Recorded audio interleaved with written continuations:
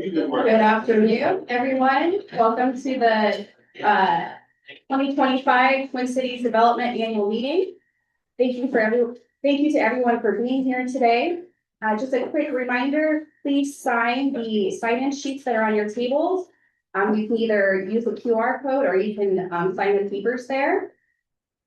We're going to start by going over our meeting agenda. Today we'll start with welcome and introductions. We'll do some business matters, improving minutes and nominating our board for the next year and our executive committee. And then Twin City staff will take it over. See what that sound is. Yeah.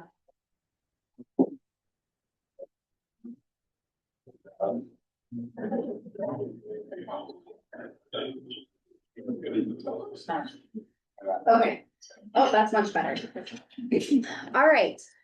So I'll introduce our board. I'm Katie Reichertz. I am the current president. I am with Platte Valley Companies and I represent the legal sector. We have Shane Shimmick.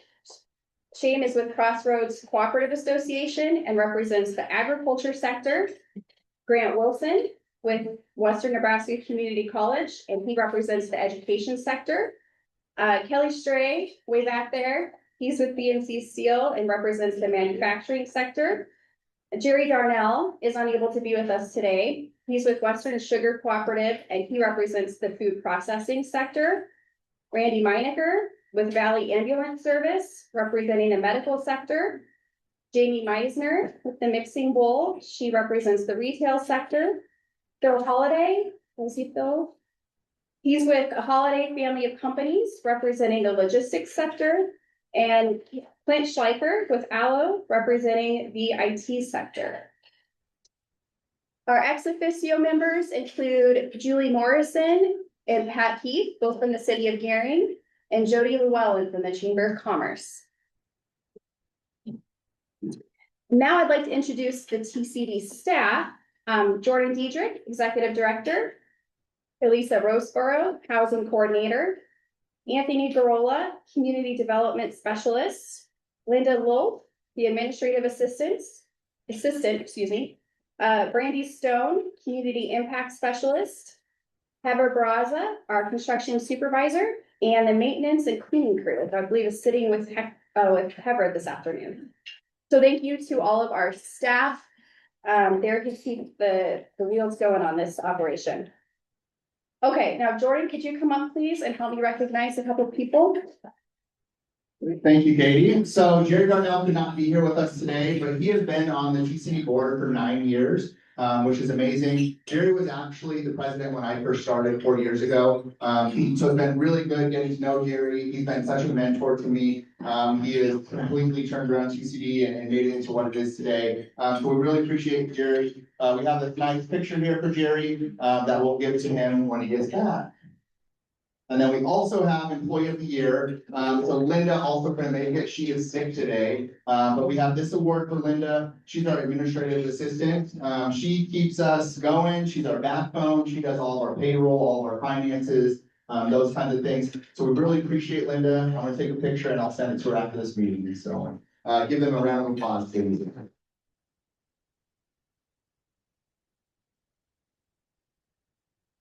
Thanks, Jordan. Now to move into the business for today. Has everyone had the opportunity to review the minutes from the 2024 annual meeting? And if so, could I please get a motion to approve those? I'll make a motion to approve.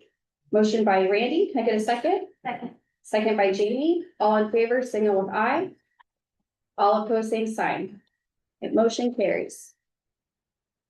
Okay. Our next is our TCD board terms and limits. And as Jordan noted, Jerry is ending his tenure with Twin City Development. And Jordan, does the question mark mean that we don't have one yet? Food processing is still up for grabs. So if anyone in that industry is interested, please reach out to us. Okay, for our 2025-2026 executive committee, we've nominated Shane Shimmick as president, Randy Meinecker for vice president, and Grant Wilson for secretary. Could I please get a motion to approve those nominations for the executive positions? Okay. Okay, first by Shane, can I get a second, please? Second by Clint, all in favor, signal with aye. All opposed, same sign. Okay, motion carries. Oh, Jordan. Okay. So Katie has actually been our president for the last 2 years, but she will be stepping down as president this year, and we are welcoming Shane. So I have a gift for Katie. We get every outgoing president a clock. You can stand over here for a picture. So we got her this nice clock that she can put at her home or her office and those kinds of things. So give a round of applause for Katie.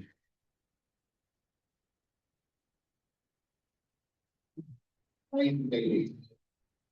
All right, now it's my turn. So we will now go into talking about a year in review. What have we done this year? I'm gonna have a lot of guest speakers today, and then at the end, we'll talk about what's next. So I'm Jordan Dietrich. I'm the executive director of Twin Cities Development. January will be 4 years for me. So I'm super excited to go into my 4th year and keep doing the great things that we've been working on. So TCD's mission is to support economic development activities that create jobs, enhance housing, and bring investment into Western Nebraska. So in 2022, we did a strategic plan, a 5-year strategic plan. And within 2 years, we were already 80% complete with that strategic plan. So we actually just recently, in the last couple of months, created a new 5-year strategic plan that we are going to be releasing. But the things that are on that strategic plan, we have about 5 different focus areas. It's workforce development, community development, marketing, grants, and housing. And those are exactly the things that we'll be talking about today. So we'll start with workforce development. Our goal is to provide support to local businesses and schools to grow local talent and skills. The outcome is a large and skilled workforce with high wages that will attract businesses to locate here and provide current businesses with skilled employees. So starting with entrepreneurship, we have a very strong entrepreneurial spirit in Western Nebraska. We offer an entrepreneur kitchen. This kitchen is certified community kitchen that allows food entrepreneurs to use it, to be able to cater, to be able to make food, those kinds of things, and serve it. Right now, we currently have 5 leases in there. We have had up to 9 leases. We actually have some e-kitchen users that will be talking to you guys here soon. So we have a lot of great success stories from the e-kitchen. We also have an e-center and then our office space in our downtown building, downtown Scottsbluff. Our e-center is actually full of an existing business that is expanding. And then we actually have a total of 10 businesses in that building down there. And then business consultations and resource folders are also another thing that we do. And I'll have Anthony talk about that later. Here's a picture of our e-center. So we have 7 offices in there, a conference room, and then we have a mezzanine up top. That's perfect for kind of gatherings like this, trainings, all those kinds of things. Our e-kitchen, this is in Gearing at our Northfield building. And now I'm going to turn it over to Two Smoking Grills. They actually started on e-kitchen, and they'll come up here and chat with you guys.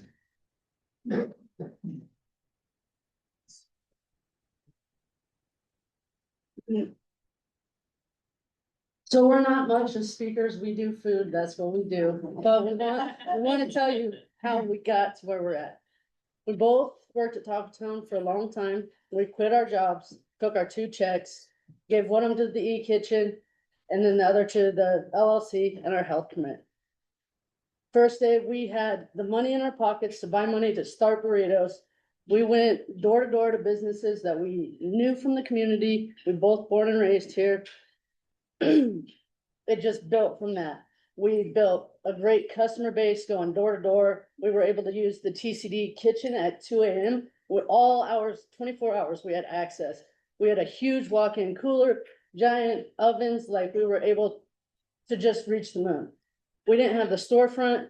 We weren't able to let people come in and visit with us. We were running all the time. So then from there, we met Mike's Wild Dogs, and we met Lemon Love, and just a great community of food vendors. Through that, we grew this great community support is really what it was.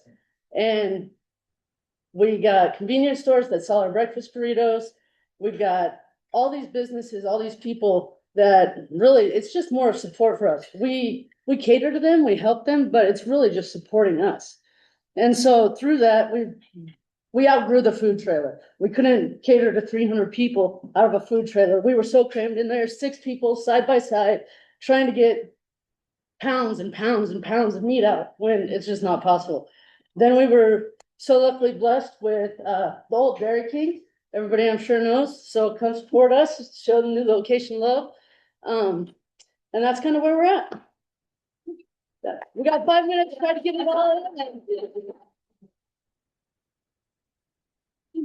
Thank you, guys. So our e-kitchen has seen a lot of great success stories, and actually Elisa is showing it to somebody, later today, so hopefully we can get another tenant in there, this week.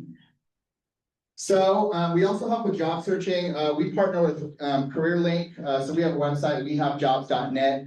Basically, if you're an employer within Western Nebraska, we can post that for you if you're a member. And it automatically posts to over 200 job boards. So posts to LinkedIn and Google Jobs and, ZipRecruiter and those kinds of things. So we help with that. It also has an applicant tracking system, so you can track your people, if they've already interviewed, if you hired them, those kinds of things. And it also has a search database, so you can search for employees.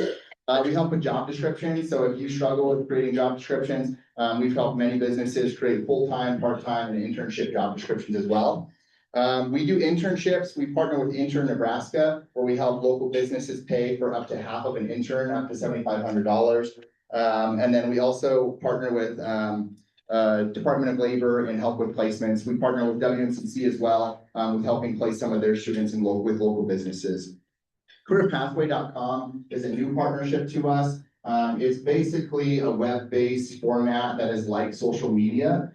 So it gives local students and job seekers a chance to connect with local businesses. So we've been working the last 2 years on getting businesses signed up and getting our local students signed up as well.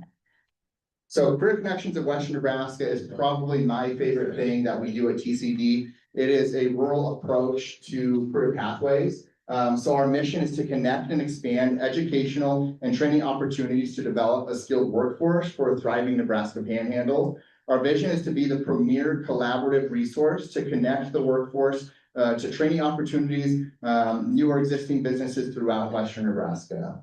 So Career Connections is, TCD is the backbone entity, but we are supported by many different organizations. So we have multi-organizational support. Some of those that fund us and help us is Snow Redfern Foundation, ESU 13, AHEC, FMPO, and many, many more. One I want to point out too is Gearing Public Schools. They have been a huge partner with this. We have hosted our central career caps at their location. So thank you for Gearing High School. There's a couple of you guys in the audience today. So after we became the backbone entity, our first step was to do a teen opportunity survey to understand the interests and motivation of our teenagers and of our youth. And from after that, we did the career caps, which are basically business and industry tours. We do that every fall semester, and this is our 3rd year doing it. And like I mentioned, we do internship support as well. So our teen opportunity survey, we sent that out 3 years ago, and we'll be doing the next one in 2027. So we surveyed almost 4,000 6th through 12th graders at 22 of the 23 school districts in the 11 counties of the Panhandle. We have an awesome report on our website at tcdne.org. So please check that out. It's great for employers and schools to see what our students are interested in and where they're going and what they want for their future. I pulled out some of the best data in that. So post-graduation, 65% of the students surveyed said that they plan to attend college. 6 years ago, that was 75%. So there's been a small decrease in students that want to go to college. So if you look at the other side of that, 7 years ago, the students who wanted to go into the workforce was about 7%, and now that's 13%. So for you in the audience who are employers, that's a huge opportunity because you have high school students graduating every year that are looking for jobs. So there's a huge opportunity here. As far as the students' future, 49% of them want to live in their hometown in the future. That is huge. Half of those 4,000 students want to live here. So what can we do to get them to stay here? How can we provide affordable housing, provide jobs, provide childcare, all those kinds of things? And that's what TCD works on. 54% are interested in internships. This is amazing because after those career cabs as sophomores, When they become juniors and seniors, what's the next step? It's internship. So those students are interested in working with your businesses. 52% are interested in owning their own business. We talked about entrepreneurship already. These students want to create businesses, and we want them to do that in Western Nebraska. I think we all know that there's a huge gap in the trades. We have a gap in HVAC technicians, electricians, plumbers, you name it. But almost 25% of our students surveyed actually want to go into the trades. So that's a huge thing that we can hone in on and try and capture that so that we can fill those open jobs and be able to build houses and do all those kinds of things in the future. This is a pretty cool chart here. The red is our bigger schools like Scottsbluff, Geary, Alliance, Sydney, and the blue is our smaller schools like Banner County, Minnesota. So what this basically says is that our small schools, there's a huge opportunity there. Those small schools, those students are more likely to stay here, more likely to volunteer, more likely to start a business. So there's a huge opportunity. And actually, I know a lot of you who lived in a smaller town like Morrill or Mitchell, and now you work and live in Scottsbluff. So it's a huge opportunity there. Career cabs. So after the Teen Opportunity Survey, we took that data and created the career cabs, which are in business and industry tours. We divided up into 3 regions, North, Central, and South.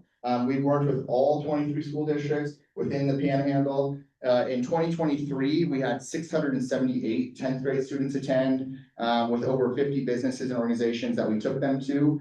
In 2024, we had 624 students attend and took them to over 75 businesses.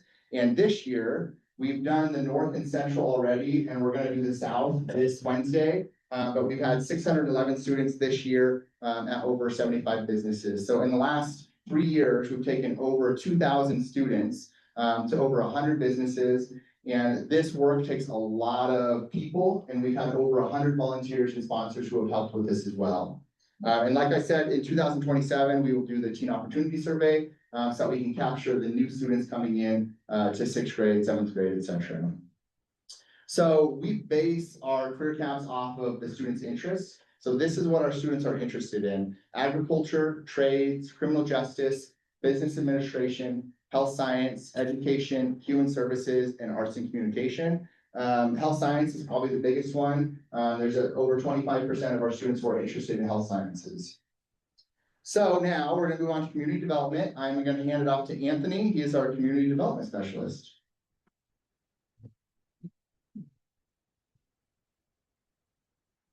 Thank you, Jordan. So I'm the community development specialist here for TCD, and I have some really fun and exciting things that I get to do in my role here with TCD. Our goal is to optimize programming, services, and resources that are available to assist the region. The outcome that we're striving for is a strong local business economy that keeps businesses here and is attractive for businesses to move here as well. One of the things that I focus on is putting business training on our website, different opportunities for business trainings. These are often opportunities that are webinar based, and you can log in from your phone, from your tablet, from your computer, and there is a variety of subjects that are out there. So it could be anything from marketing to bookkeeping to social media engagement, just a variety of topics that can help our business owners and entrepreneurs refine their skill set and build their skill set up. A lot of times they're good at cooking food, or they're cooking at being a handyman or whatnot, but if we can help them develop their overall skill sets, that's going to be beneficial to them, because as business owners, you wear a lot of hats. Business retention and expansion visits are another thing that is a very big focus of mine. It allows me to get to know the local businesses, to let us know what we can do to help them. Oftentimes what that is that's connecting our business owners to a lot of the great resources that we have in our region. We have so many awesome resource partners, and they do a lot of great work with our community. So my role is to help get to know those resource providers, and in turn, help facilitate those to our business owners. We also identify trends within our community with our business owners, and we share those with community leaders, as well as leaders across the state to, again, try to help our community. Some really nice and important stats here: 85% of our new jobs are coming from existing businesses, but also within our rural communities, small businesses are a huge part of our economy. 66% of those new jobs are from small business startups or expansions. So very important lifeline for our rural community. Another thing I do here with TCD is I manage our site selection, location one information system. This is a nationwide search engine for our commercial properties. So I have some pretty good relationships with some realtors. They'll let me know about different commercial properties that are available, either for sale or for lease. Also for sale by owners, leased by owners. So I get to learn a little bit more about the real estate that's available here in our community. And put it on our website on Lois. So what that does is that helps us facilitate business attraction, also business relocation and business expansion. The nice thing is this is not just happening at a local level. It's nice to have everything centralized and be able to, help our local entrepreneurs be able to find a space that fits for them. But it's also nationwide. We're able to market these properties nationwide, and we've had some success in getting some businesses to relocate here or to open up here, even to look at us. So that's a very important part of business attraction. Some important stats that I'd like to share with you. 33 sites were listed across our Lois program for the last year. I've had 65 startup consultations. These are businesses that are looking, or entrepreneurs that are looking to start a business. Also 164 consultations on business expansion, local entrepreneurs that are looking to grow their businesses. One stat I really like is our resource folders, 126. These are local businesses that have started a business here in our community, and we send them a packet of resources that can help them on their business startup journey. It can be anything from USDA to it can be a variety of SourceLink. We partner with SourceLink a lot as well.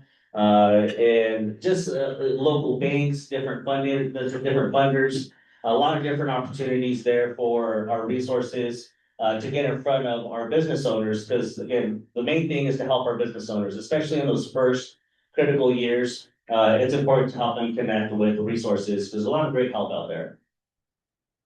Another thing that we do is business resource networking events. So we have some resource fairs that we're involved with and we like to support. These are opportunities for these resource partners to get in front of and face to face with either folks that have recently started a business, or they're looking to grow their business, or they're just poking around and maybe they're interested in starting a business. So these are really great conversation opportunities for the community to engage with our resource providers. Resource fairs we've had is in Gearing, Oshkosh, Scottsbluff, and Chadron. I mentioned SourceLink as well. SourceLink is a great partner. So we partner with them as well on some consultations. We have over 20 resource partners that we partner with and help the community engage with. And then these are different type of formats. We either do booths or we also do presentations where we may have a resource provider stand up, speak about 5 minutes, 10 minutes about the resources they provide. And then afterwards, the attendees or the community can engage directly with them. So really great opportunities. And we are planning our next TCD resource fair for the fall of 2025. So be on the lookout for that. It's a great opportunity to have local businesses or also those that are looking to start a business come in and chat and get some help with that. Another thing that we do is provide some funding assistance. We assist with LBA 40 Economic Development Fund and Rural Economic Development Fund applications for the city of Gearing. We do job creation. We help with working capital. Again, a lot of the things I do is being able to get to know our resource partners. So this is going to be banks, this is going to be seed advised, different opportunities to be able to get funding for our businesses. Also technical assistance. Technical assistance is that help to be able to get that skill set that business owners need in order to be able to develop their professional skills. Again, big thing is referrals. Getting out there, being able to know these resources, being able to network, helps me be able to point our business owners in our new startups in the right direction to be able to get the help that they need. All right, so next up we have Scott Free Brewing. We're going to have them talk to you a little bit about our LBA 40 and their experience with that. Please welcome them.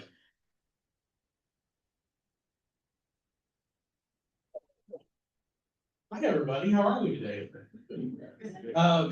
So I'm Christian Shank. This is my wife, Crystal. Obviously, she's the attractive one. So look at her. I'll just kind of. I'm not kidding about the attractive. So I want to give you guys a little bit of our story, our journey, and then I want to talk a little bit about the LB 840 process and the help that Twin City Development has provided for us. I know I see some of you guys out here. We've been in the tap room, which one of the things that I really wanted to start with is just an appreciation for our community. I've got a lot of friends who are brewers, and I don't think those breweries have near as much support from their communities as you guys have given to us, and that is awesome. It's such a good feeling to have that. So I'll just tell you a little bit about our story. I've been brewing for a long time, almost 18 years now. But about 5 years ago, my wife and I were talking about maybe starting a business, potentially opening a brewery. And we kind of tossed around the idea. And eventually she said, you know what, you should probably get some experience. So I went to work for a short while at the brewery in Torrington. I don't know if you guys are familiar with that place. I worked there for about 2.5 years just to get some experience. And then about 1.5 years ago, we sat down and we said, okay, it's time. It's time for us to start something. And I've always been committed to Gearing, so that was one of the places that I wanted to be sure that this brewery needed to be located. And so finding a location was tough, but we found the spot we wanted to be in. Working from there, we'll be celebrating our first anniversary in December. It's been an interesting journey, but I can tell you without a doubt that it wouldn't be where we're at now without TCD. The first thing I want to talk about briefly was the fair that they put on last spring. The opportunities that opened up to us because of that fair were just astounding. We're looking at our second, and I'll talk about that here in just a minute, our second expansion. Our first expansion was to double our tank capacity. And the group that helped us out with that, we met here at that career fair, and that was amazing. Our second expansion is to add some outdoor space. Which we're working on that right now, and that was through the LB 840 process. And so what we did was we approached the city of Gearing, said we'd be interested in getting some LB 840 money. They said, well, you need to go talk to Twin City Development, work with them. We work with them for all of that process. And so we sat down with Jordan and we went over all the paperwork we needed to file. He looked through everything, made sure that what we were going to file was proper and put together correctly. And then we sat down with the LB 840 committee in Gearing. Jordan was there advocating for us the whole time. It was an amazing process, and like I said, through that, we're going to start doing this expansion, add some outdoor space within the next couple of, actually, one of the things that we're doing is replacing our big storefront windows with a huge accordion style door, and it's sitting right now in my driveway. So it's just a matter of getting a contractor to get started on the work. So yeah, that's what I have to say about that. So thank you guys. Appreciate it.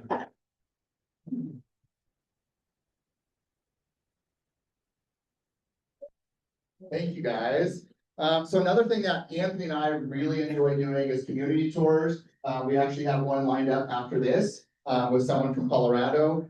So we have taken residential developers, business developers, economic developers, and site selectors on a tour. We have a 2-hour tour that takes you around Scottsdale and Gearing. So if anyone ever has someone coming to town that they need to show the community to, Anthony and I are happy to have you join us, and we can show you around. It's a great tour for sure. Western Nebraska Economic Development is a group that TCD facilitates. So we have about 13 different municipalities within Western Nebraska that meet once a month. And the things that we talk about are housing, childcare, marketing, workforce, and whatever other topics come up.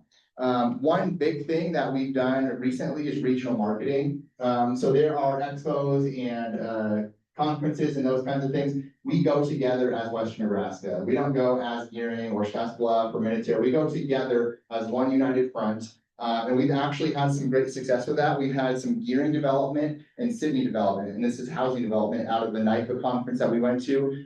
We've met some developers that have come here, and they're actually going to build quite a bit of housing in Gearing and in Sydney as well. So you'll see that starting next year. I'm gonna hand it off to Deb. We also partner with Deb and Heartland Expressway. TCD does all the administrative work for Heartland. We do the minutes and set up the meetings and the annual meeting and all that. So I'm gonna hand it off to Deb.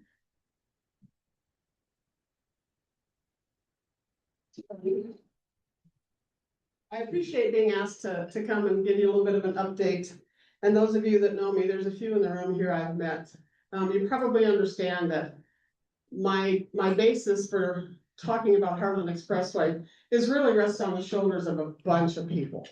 And I think it's important when we're looking forward to once in a while, take a look back and just give you a little snippet of history about this. I noticed Doug Leafgreen in the room. If I've missed something or misrepresent something, Doug, you let me know.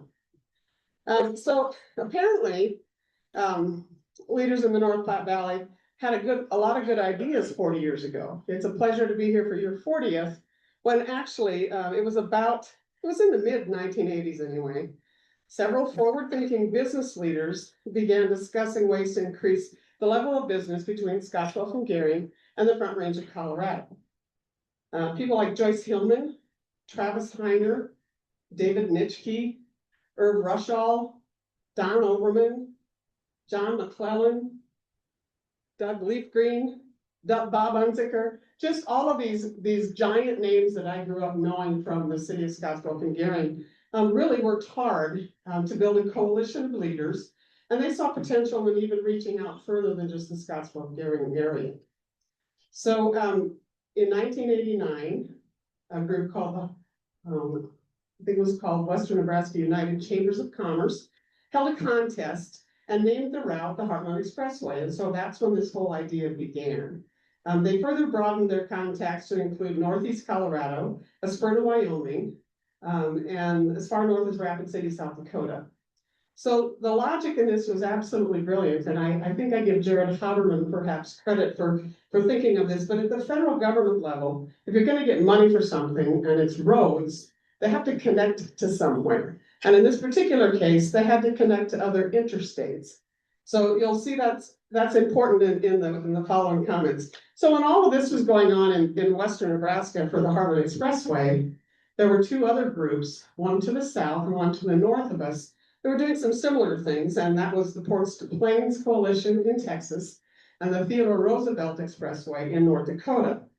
So finally, in about 2007, we all got together as a group and decided that perhaps we had a little more clout, much as Jordan shared with you, we go representing everybody in the coalition.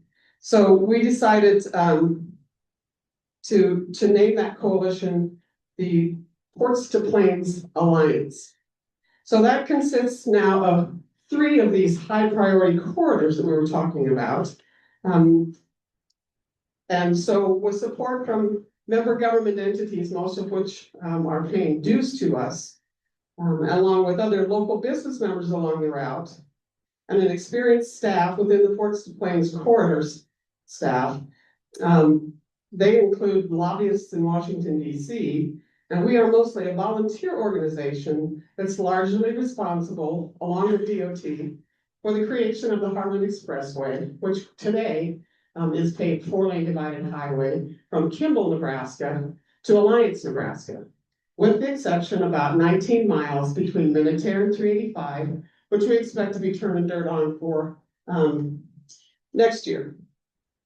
So in 2024, we found ourselves somewhat stymied by that long process of planning, programming, and funding of federal highways. We've worked individually in each state for decades and are not moving the needle fast enough. The effort has taken on a new focus and energy built around the concept of what we refer to as the big idea. What if not only we had a 4-lane divided highway from Mexico to Canada, what if it was an interstate highway? The Eisenhower interstate system was built between 1957 and 1988. It was a huge undertaking which today continues to create economic opportunities for the communities who are located along it. In Nebraska, you hear people talk about the fish hook because Omaha, Lincoln, and then I-80, that is the most beneficial location you can have if you're on a business in Nebraska. And as you know, most of the highways, interstate highways that were created ran east and west. The Heartland Expressway Association and its membership in the Ports to Plains Alliance agrees that now it's time to connect those interstates north to south. So we began investigating what it would take to propose and gather support and formally present language to members of Congress to begin putting new interstate funding in the Surface Transportation Reauthorization Bill. These are all big, long words, and I know it's kind of hard to get your arms around. But that bill is going to be reauthorized in 2026. And one of the things each state does best is that grassroots support. So about the middle of 2025, we began asking our communities, counties, organizations, and associations to consider passing resolutions to support doing three specific things. We want to create interstate funding for multi-state high priority corridors, of which Ports to Plains Alliance is one, across the United States. That gives us the opportunity to bring in other groups that work like we do to lobby Congress, because we probably, even though we represent 8 states, are not going to have enough population base to make much difference in DC. So we've connected with several of these multi-state corridors. I think there are 21 across the United States. And we've asked them to support a resolution, pass a resolution supporting the naming of these multi-state corridors as future interstate. That's actually a term that the federal government requires before you can apply to be an interstate. You have to be a future interstate. So we're asking these communities and organizations to support that. And then the final thing, and the thing that we think is most critical for us today, is to support and request funding for an economic feasibility study that would look at all of the areas within the Ports to Plains corridor.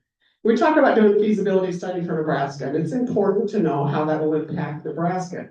But that's multiplied if you did a corridor study that talked about Montana, North Dakota, South Dakota, Nebraska, Wyoming, Colorado, Texas, and New Mexico. So we think that that's the next critical piece, because we think that will determine a return on investment on the interstate system. They'll make it easier for our congressional folks to support. And so today we have, in the heartland part of Nebraska, we have 15 sets of resolutions supporting these ideas, from Kimball to Chadron and all the communities along the route. We continue to reach out to other organizations and businesses who we think would be huge benefactors of the interstate, running through the panhandle, both directions.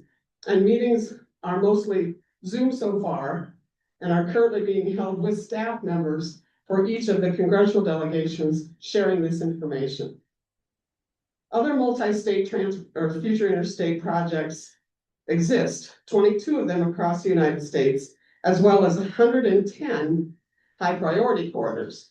So you can see how important it is to get up the ladder on what your organization has accomplished, or what they're being called, if you will.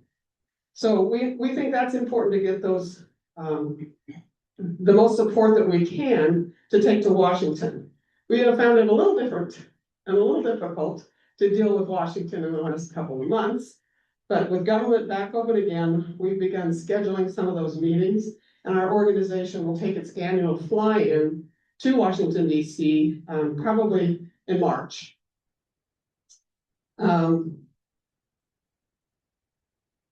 We have expected and really enjoy help from a lot of folks up and down the corridor, and we think this is an idea whose time has come.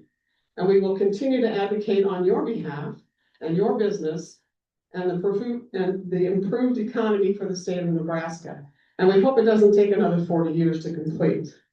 I just wanted to provide a public thank you to a few folks that help us day in and day out with the Heartland Expressway Association activities. I sit as the chair of that board of directors, and I wanted to say thanks to the Panhandle Area Development District, to Twin Cities Development, particularly for the time that Rhea has been allowed to participate with us and dedicate to this, Oxbury Development Corporation, Northwest Nebraska Development Corporation, which is my boss, at least for a couple weeks anyway, and each and every community and county along the route between Kimball to Chadron.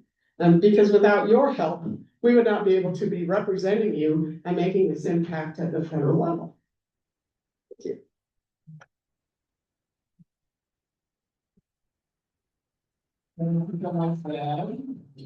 And so the next thing is business attraction. So we take a very proactive approach to business attraction. We actually have a project portal through GSLI. This last year, they've had over 50 projects in there. These are basically expansion projects, and we can, if they're a right fit for us, we can submit a proposal. So we've submitted over 10 proposals the last year. We also do marketing campaigns for industrial and commercial and retail. So we've sent over 55,000 emails this last year. We also have database lists. We have retail site selectors and housing developers. So we do a lot of reaching out to different businesses and site selectors throughout the year. Another thing is trade shows. We attend trade shows and conferences and have booths and those kinds of things to be able to get in front of these different businesses. Political campaigns. This is also another thing that I really enjoy. We've had 3 very successful political campaigns in the last 3 years that TCD has been a part of. The first one is Gearing LB 357. It was a 0.5-cent sales tax for the city of Gearing. And basically what it was is 10-year sunset, half-cent sales tax that would bring in $6 million to be able to help with streets, water, and sewer infrastructure. So we were able to help the city of Gearing pass that to get them $6 million over the next 10 years. The city of Minutair is a new member of TCD. They have never had a sales tax. And so they came to TCD and said, hey, we want to fix our roads, we want to fix our downtown, will you help us? So they we helped them run a campaign for a 1% sales tax. And it ended up passing with 70% yes vote. And now the city of Minutair brings in thousands of dollars every single month that can help make their community better. The last one that we did was Scottsbluff Renew the Two. So we helped the city of Scottsbluff with their sales tax campaign and also their LB 840 campaign. And as you guys are aware, that was a success. And this time it is not, there's no sunset on that, so that is in perpetuity. So that's great for our parks department, our public safety, and all those kinds of things as well. And we will be working on another political campaign in the upcoming year as well. So Placer AI is something new for Twin Cities Development and Scottsbluff County. It is foot traffic software that helps our businesses assess store performance, understand customer behavior, find the best sites in business, and helps with business attraction. And then also it helps with event success and boosting tourism. So I'm going to invite up here Kai with Riverside Discovery Center and Brenda with Scottsbluff County Tourism to talk about how they use Placer AI and how they benefit from it. I'll start with Brenda. I'll just go over to that. When we entered into this journey with Placer AI in Jordan, we knew one thing, and that was that it was going to work differently for both of us. So what Jordan looks at in economic development is different than what I look at in tourism. So the very first thing I did that has been very helpful to me, it's tons of data. So the first thing I did is have them customize a template that is just works perfect for tourism. So in other words, the things that I look at are metrics. So they're specifically on that line, like dwell time is very important. Ask like Dave at the museum or anyone up at the monument, the longer we can get people to stay here and we can extend those dwell times, then the better chance someone's going to eat lunch, they're going to buy gas, hopefully spend the night. That's our main goal. And then we also, where are our visitors coming from? And this is what this looks like here on Placer. So we can tell how many people are coming from over 100-mile radius, which is also very important to me because the likelihood of them staying longer is going to be based on how far they live. And also, favorite places. Where do people go when they leave an attraction? Are they eating? Are they going to scot-free? Are they checking into a hotel? So that also helps us make good decisions. And then also the demographic information. And this is crucial. This is the most crucial part for me. So we are a destination marketing organization, which means that my task is to market Scottsbluff County as a destination. So in order to do that, I have to know my target market. That's the most important thing for me to know. And prior to Placer, I was using a Runyon study that I'm sure we had to dust, off the shelf when we pulled it down. But the good news is that really the statistics are not that far off. But I was really able to look at.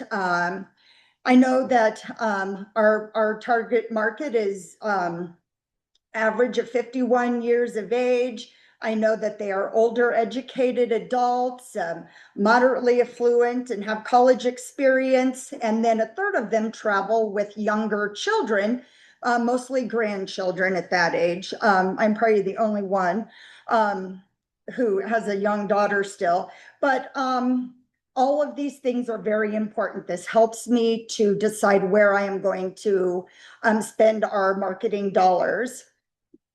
And one of the best ways that I was able to use Placer so far, so you all know that we are home to Class B girls and boys state golf. And so one of the very first things that I did, I have this little statistic that, runs around through emails, and everybody always says, whatever you do, you have to recruit girls sports, because the statistic is 3.2 visitors will come with each girl when a girl plays, but only 0.9 people come when boys play. No, I understand that, but I'm sure the men don't quite understand that. But so anyway, I thought, okay, first thing I'm gonna do is I'm gonna put this statistic, I'm gonna do a comparison myself. So Placer allowed me to put girls state golf right next to boys state golf, and guess what? Couldn't have been, absolutely further from the truth. So it turns out that we had almost twice as many people come for boys state golf. And once I was able to get in there and look at those statistics, I found out that, I don't know, Elkhorn, they must have some wealthy people up there, because those boys were all in a way higher wage bracket. And so I was really able to learn a lot about our demographic, and that's important when you're trying to market to them. But the moral of that story is that, using everyone else's data isn't always a good idea. It's better to have your own. So that's what Placer is helping us to do.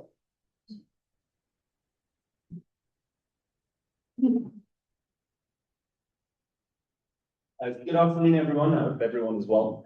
My name is Kai, and I'm the Executive Director over at Riverside Discovery Center. I apologize if my voice sounds a little bit rough. I'm recovering from some illness from last week. I did spend quite a bit of time with the chimps, so it might be monkeypox.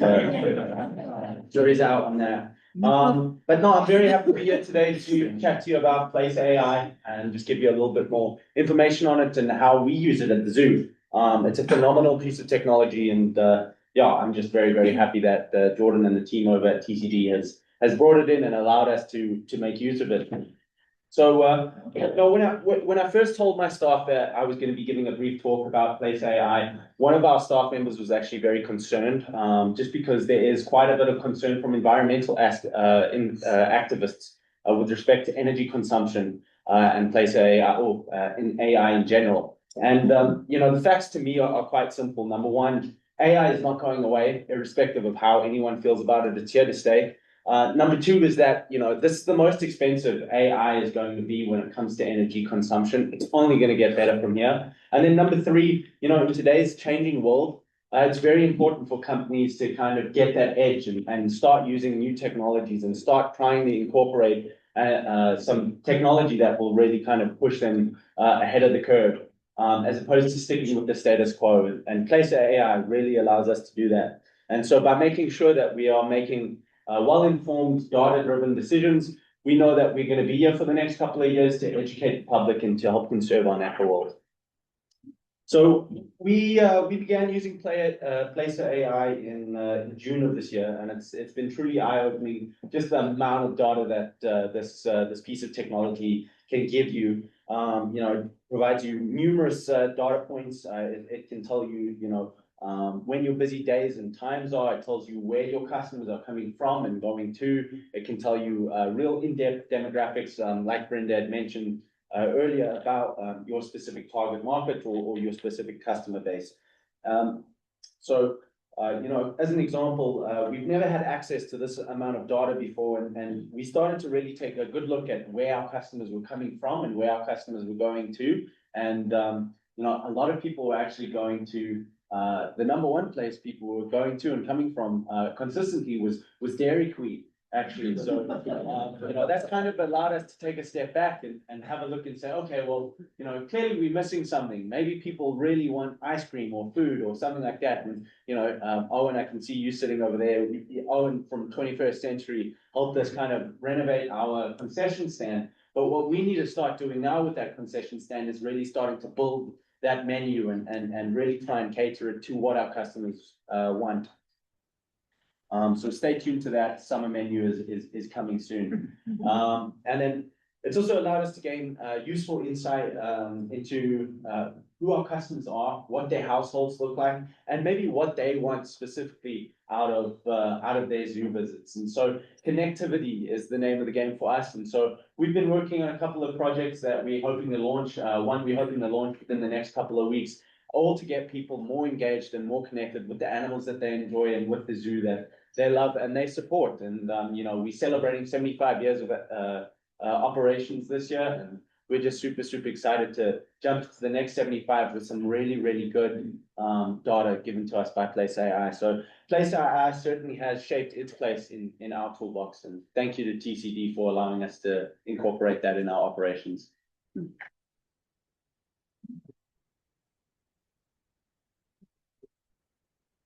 Thank you, Brenda. Thank you, Kai. So another thing, for any of you businesses who have not used Placer AI yet, contact me. We're happy to help you. We have helped 21st Century Equipment look at all of their stores to see what their busiest stores are, where their customers are coming from, all those kinds of things. We've helped the Mixing Bowl. So it's a great tool for Western Nebraska, and we have it, so we need to use it. Another thing is being involved in the community. We love being involved in community events. This is something we do mostly for our smaller communities like Terrytown and Minutair. But we have the last couple of years done community garage sales for Terrytown and Minutair, where we create a map of all of the garage sale sites so that people know exactly where to go to. We do the same thing with the holiday light tour for the city of Terrytown. They're going to be doing another one here coming up soon. So we actually provide a map and a listing of all the houses that are part of the light tour. We've helped with trunk or treats with Terrytown, summer bashes. And then another thing that we do is we help with creative districts. There's a lot of new creative districts in Western Nebraska and across the entire state. But we help a lot with Gearing's creative district and also Oshkosh's creative district as well. So speaking of community, another thing that we helped out with just recently was the Scottsbluff cleanup event. So I'm going to hand it off to Randy Meininger to talk to you guys about that.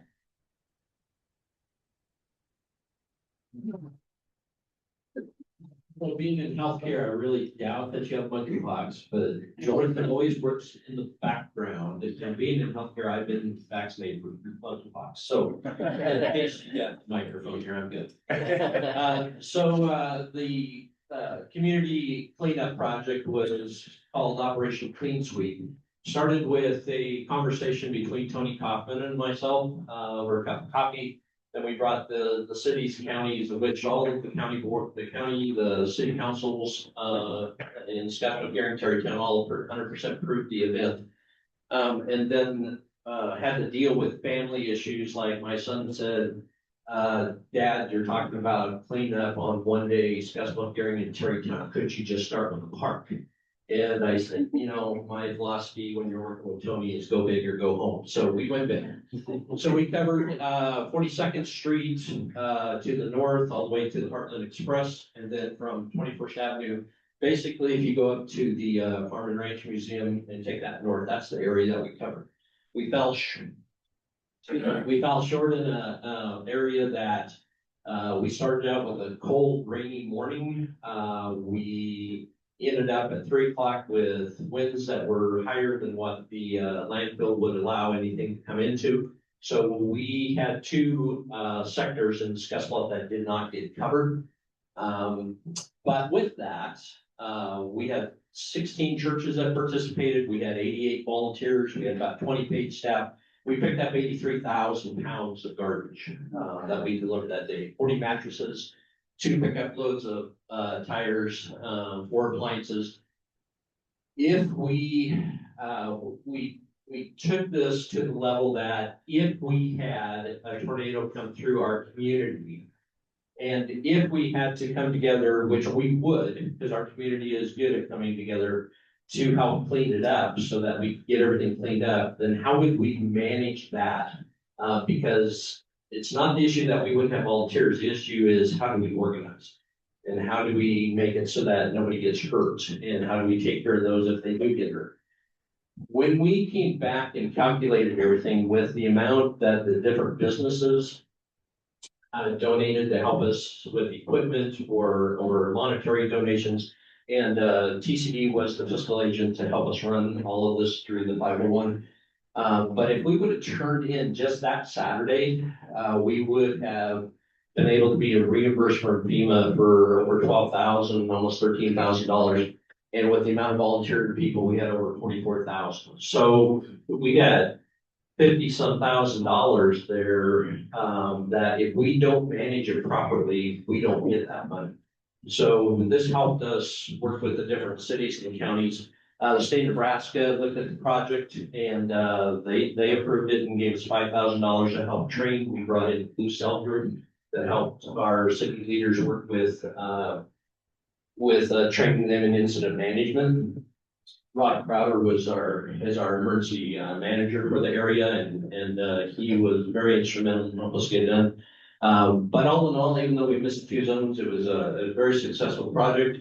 Tony and I were very happy with how everybody came together for it. Had a great team to put it together. But when you look at over 83,000 pounds of garbage picked up from our community, I think that's a success.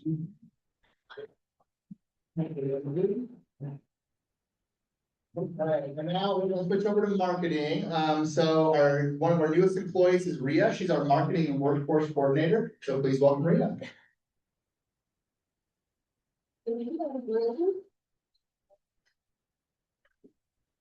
Okay, as Jordan said, I'm newer. I started in February, so I've just been here long enough to start getting my feet sunk in. My goal is to build visibility that earns trust and trust that drives action. We do that by, connecting to people.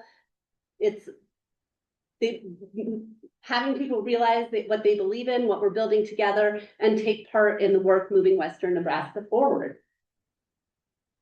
So I can't get started on any of this unless I talk about how much we participate in the community. This is one of the best things you can do for marketing and to build that trust. Every member of the TCD team serves on a board, community boards, participates in leadership programs, regional initiatives, volunteers. These are just some of the things that we do and that we are a part of. So when I first started my job with TCD, everyone, all my family, all my friends were like, well, what is economic development? And I'm like, I don't know. No. But I did actually come up with this little character here named Sparky, and he is going to explain through a series, but this one is just a brief one. We have about 5 videos out there what economic development is. So we're going to show that to you quick.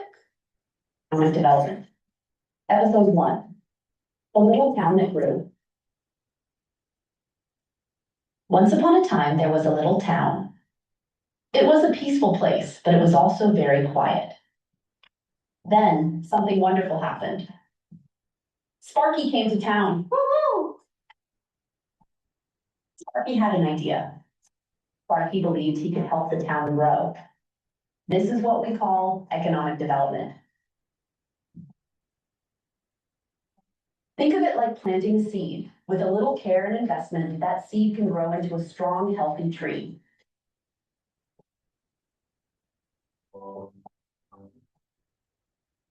It's about investing in our communities so they can grow and thrive.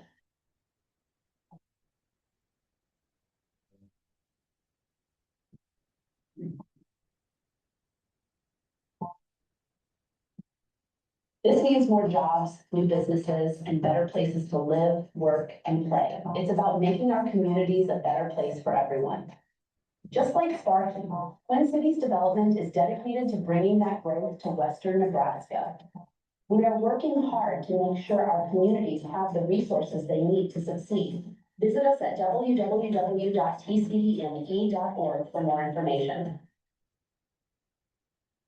Okay, that goes kind of back to what I said about building that trust. If people don't understand what you're doing, then they're not going to be able to trust you. So one of the other things that I did when I first got started was I started this in focus photo contest. I wanted to see Western Nebraska from the eyes of people in Western Nebraska.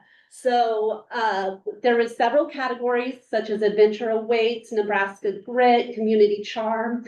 And these are just some of the entries that we had. It was very, very successful. We had a lot of entries, a lot of incredible photos, as you can see, and all of these now can be used in our marketing and to kind of get things out there for that. It's, like I said, we're capturing the heart of Western Nebraska through local eyes. This year, I am going to be launching a new program this winter, and I'm really excited about this. Kai kind of touched on AI and how it's not going away. So I was just kind of putting it all together. There's a lot of negative thoughts about AI, but I wanted to build it like the railroad was built here.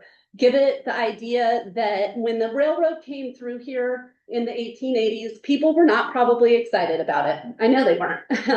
So I started comparing AI to the railroad, and we're going to start a campaign film that is going to compare Mr. Thompson and his great-grandson, Mr. Thompson, and compare when the railroad went through, he built his little shop, and then the AI is now coming through, and the younger generation is gonna embrace that like the railroad was embraced in our area. That's gonna lead to a community survey, which we will understand then how many of you are using AI and how you're using it.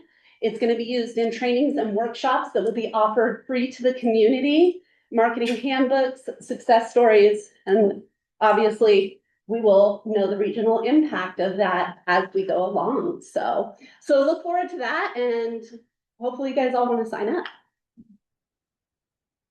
This one is very exciting. This summer I started watching a show on YouTube, and it was a really neat show. It's now one of my favorite YouTube shows. So directed by 3-time Emmy Award winner Corey Hepela, nominated for 4 regional Emmy Awards. And what it does is it takes the stigma out of small towns, rural areas, and it takes that, and a lot of people believe there aren't opportunities in these areas. And he has now been on it's heading into season 3. Season 2 is airing now. You guys all have QR codes if you want to check it out on YouTube. But we're gonna watch this. No, hold on, you gotta do it. Hey, I'm Corey Hepela, and a long time ago, I left my small town for a big city. Now, I wonder, look at this. Yeah, we are extremely blessed to live here. What would it be like to move back? This is our area. I'm living in my dream right now. So, I'm traveling to 8 different small towns across 5 states. Oh man, I'm gonna screw this up. Because what do I really know about rural living? Yeah. The people. Then let's do one of these. The innovation. I put the innovation of this area in the world up to anybody. And the opportunities. Academically, athletically, in the fine arts. This is my town. How do I claw that thing?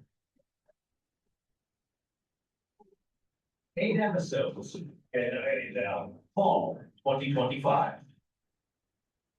You may be wondering, why am I telling you about my favorite YouTube show? I happened to apply and we will be in season 3, so.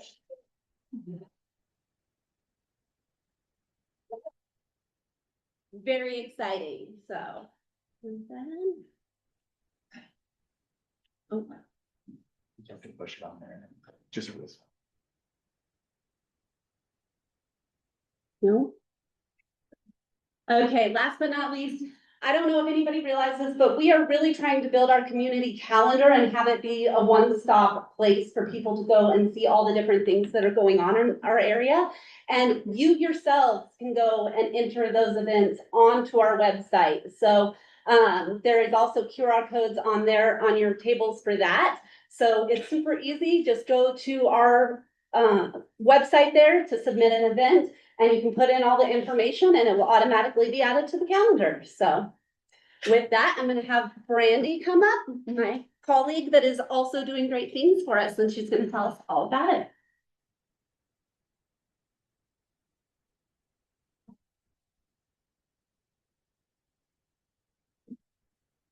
Hi, I'm Brandy Stone. I'm actually the newest one to the team. I've been here for only a few months, so I got beat. We will start with goals. These are my goals, more like desires, but I'll say my actual goal is to try and help your project get finished or get started, wherever you're at in your timeline. And I want to start everything with where you are in your timeline matters. So if you have decided that you need funding tomorrow, we're a little behind the curve here. We definitely should have started a while back. This is not something you can do overnight, and it's not something you can get an answer to right away. So here's what we do within my department. And I point specifically at the vision workshops because it's so important for me to know what you're doing, to know what I'm looking for you. So I'm gonna do a little thing here. Who in here has written a grant before? And how many of you would say you had help? Okay, so I'll side with you guys. I have hardly ever done a grant completely on my own. There's somewhere I need help from someone, and it might be supporting documentation. Maybe I wrote it myself, but I don't know your project. You know your project. So you have to bring that to me, and I can help you continue to push that forward, but we have to work together in the research part. I'll do research for you, but if you've done your own, you bring that to me. I'll do the application part, but there's also supporting documentation that I end up needing from you guys as well. And I'll tell you right now, I wish I was, but I am not a complete catalog of every grant out there. There's so many at so many different levels. You can get them at your local community level, you can get them at the state level, federal level, but as you've seen with the federal government right now, things get kind of frozen sometimes. So you don't always have the answers you need. You just have to look in new places, whether it's community or within the government. So here's what I'm working on right now. Whether it's currently applying or research, you can see up at the top, currently working on first responder, industrial, and humane society grants or research. If you know of one that you want, you just come to me. I can do some research, help you, further where you're at, just by getting a yes or no on whether or not maybe you can even apply for that funding.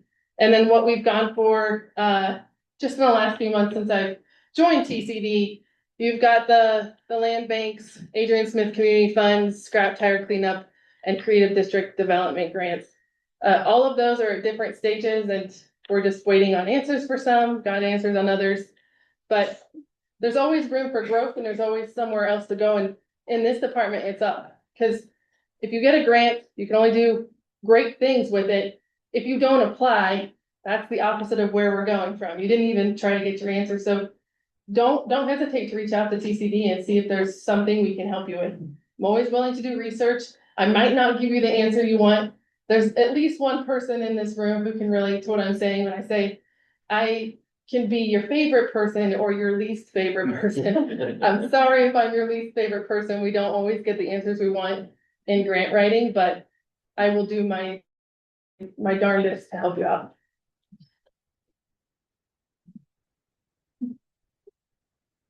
So Brandy, like she said, she's been here a very short amount of time, and she's already worked on over 8 grants in just a couple of months. So she is a grant machine. She works on a lot. If you guys need help with funding, she can help with that. But like she said, there's not always a grant for everything. So now I'm gonna switch over to our last topic. It is housing. When I first started 4 years ago, housing was a really big deal. But we have come a very, very long way in the last 4 years with housing. Our goal is to proactively increase the availability of quality housing in our area, and the outcome is a housing market that sustains economic growth. One of our biggest successes at TCD over the last couple of years is our Rural Workforce Housing Fund. Basically what it is, it's a grant that we got from the state of Nebraska, but it's also been matched with our community funds from Scottsbluff, Gearing, Bayard, Mitchell, and Kimball. So it's low interest, short-term loans for house flippers, construction companies, the developers, those kinds of things. But it's a perpetual revolving loan fund, so that money goes out, it's paid back in, and then it goes back out again, and we just keep doing that. So over the last couple of years, we've allocated over $5 million. The entire fund is 3.3 million, but we spent over 5 million. We've done 33 rehab units and 12 new construction units. So that's a huge impact to Western Nebraska. Here's a couple before and after photos. So here's a before photo of a house in Gearing. So you can see these houses are very dilapidated houses that we're renovating. There's some more befores. And we got some afters, looking a lot better in our communities. There's a nice kitchen, nice bathroom. Some more afters. All right, and now I'm going to hand it off to Elisa Roseborough. She is our housing coordinator.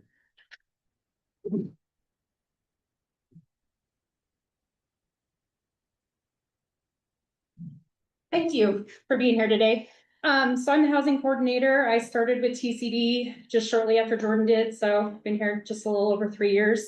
When my predecessor left, I took her job as far as housing. I'd never done anything like that before, but I love it. There are some ups and downs to it, but it's fun.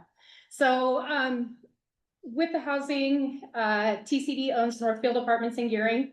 And then we also have suites that are downtown above our apartment or above our offices. We do short-term leases. We used to do a lot with the travel nurses. The hospital doesn't do a whole lot of that anymore. But every once in a while we have someone come in that, that only needs like a 3-month lease. So we're one of the few that do like 3 and 6 month lease terms. We house interns, traveling nurses, temps that are in the area for whatever reason, seasonal employees. Right now I've got a lot for the sugar factory as their campaign's going on. Long-term leasing, 12 months and above. Right now, all of my tenants are 100% long-term tenants. I don't have anyone that is less than a 12-month lease as of right now. So that's pretty good. We've got close to 100 units between the two properties. Northfield, we did 4 new apartments, renovated 4 new apartments at Northfield last year, and then just completed 4 new ones this year. So it had added 8 over there. All of them 100% rented, which is good. We've got 3 sleeping rooms. So that's for guests that live in our apartment complexes. If they've got family in town, they are welcome to rent those out for a little cheaper than a hotel in the area. And they're right there by their guests. And then 15 units downtown at the downtown suites. Northfield Haven is a project that we partnered with.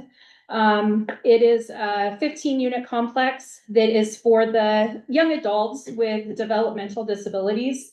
It's connected to our Northfield apartments, and they're all adults that can live on their own by themselves, but just need someone to check up on them every once in a while. So they do have a resident that lives there with them, and she pretty much runs the show over there. Does things with them, does fun games, takes them to their jobs if they need to, things like that. The funding on that, $500,000 came from a grant, and then fundraising of over $500,000 by the parent group that came to us with that. And TCD helped with that as well. We completed it and received our occupancy in May of 2024, and it has been 100% full since then. Betty Ellercorn is the resident that's on site there, and she's been amazing with everything that she does with all the residents over there. If you're interested in learning more about that, Pam Richter is a good contact information, and her information is up there. You can contact her at any time.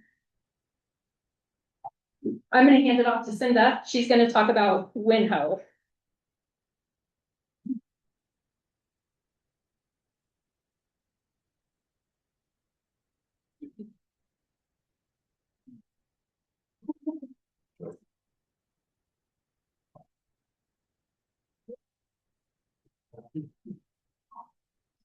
Good afternoon. I'm Cindy Munoz with Nebraska Realty, and my other job is president of Western Nebraska Housing Opportunities. It was started in 2003 as a small group with the state of Nebraska, getting their nonprofit status to basically help with any issues related to housing. Since 2004, WinHo has provided down payment assistance totaling $865,879. The other program we've used since 2004 is repair assistance. If somebody's buying their first home and they needed some repairs done to the house, usually less than $5,000, $6,000 at times, we would provide that as a grant.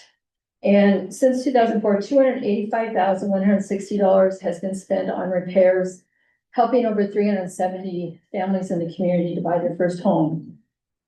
We also were in the purchase rehab, and we have 28 homes that have been rehabbed over that time for $959,680.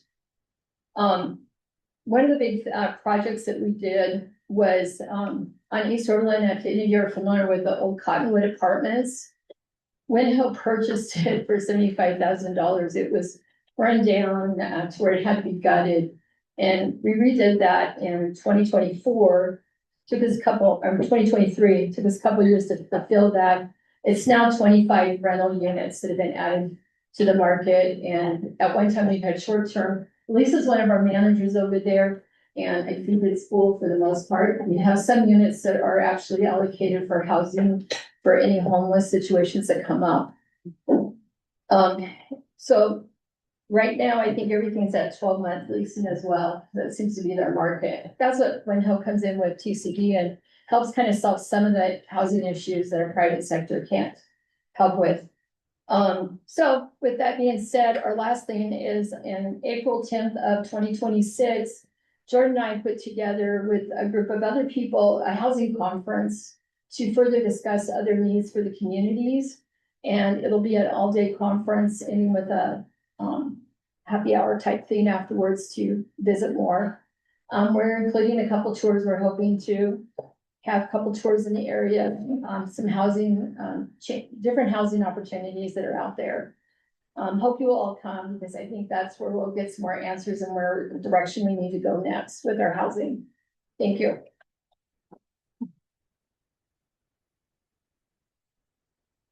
I know it's after 1, so we're gonna hurry and get to the most important part, our new name. So I'm gonna skip these two things and we're gonna go straight to our new name. So we have decided to change our name at TCD after 40 years. And so we have a little video here to announce our new name to you guys. Hopefully it's not too loud. For decades, we've been here. From every sunrise to every success, we've always been part of this landscape. As the sun rises, so do we. Rooted here, growing together. Built on trust, connected by purpose. Trusted by our communities, trusted by our region. Today our name evolves. City. Twin Cities.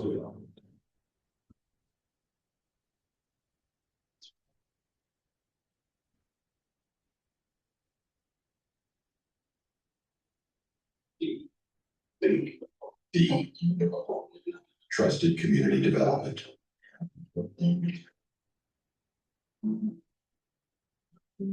The acronym stays. The story grows. Our legacy continues.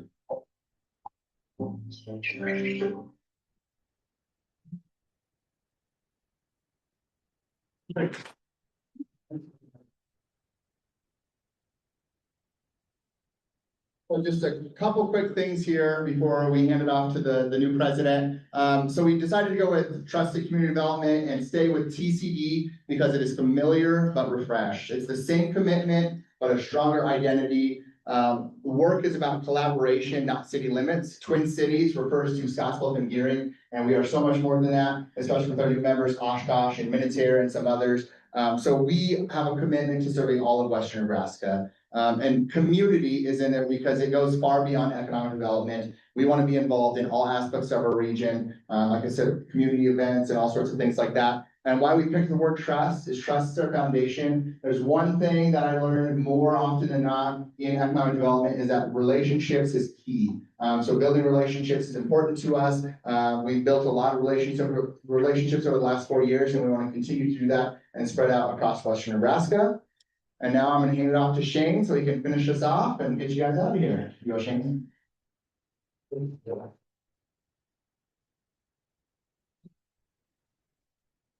First, I just want to really thank Jordan and his team. They've done an amazing job. Very impressed with everything they do. Their passion for economic development in our community and our region is just absolutely amazing. Also need to thank all of you members. Really appreciate everything you do.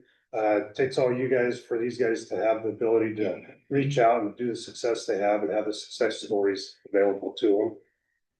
Anybody that's not a member or want to become a member, I think you've seen today, the resources and tools are they're endless what they can do, and they're not afraid to take on a challenge. So if you have something you want to do or try, get after them. They'll take it on and do something with it.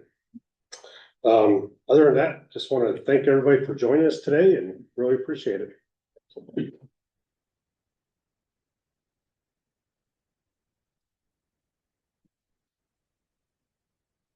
Thank you guys for coming. You are welcome to leave. Have a good week.